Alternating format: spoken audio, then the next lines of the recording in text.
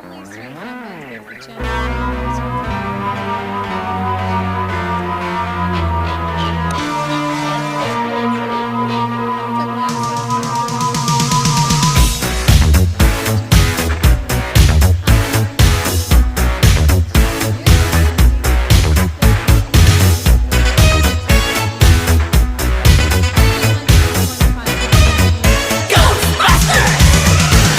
If there's something strange in a neighborhood,